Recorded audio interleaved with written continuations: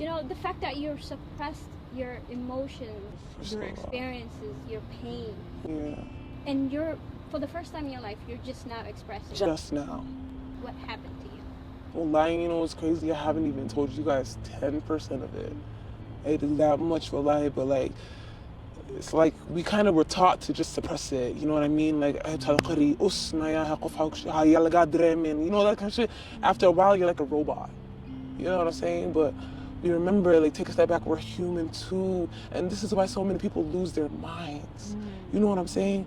And it's like, wallahi, like, honestly, truly, this is the first time, like, somebody that knows I'm an addict, you guys make me feel like I'm your equal. You know what I'm saying? You're not looking at me like with pity or disgust or like, or nothing, you know?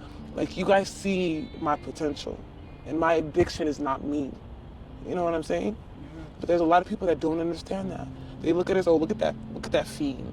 Oh yeah, this, that, oh, go get a perk 30, get itch out 30. Like, why is the hostility there? Why is there no support in our community? Why can't we help each other? Why can't we lift each other up? You're not better than me, I'm not better than you, but we can all prosper together. You know what I'm saying?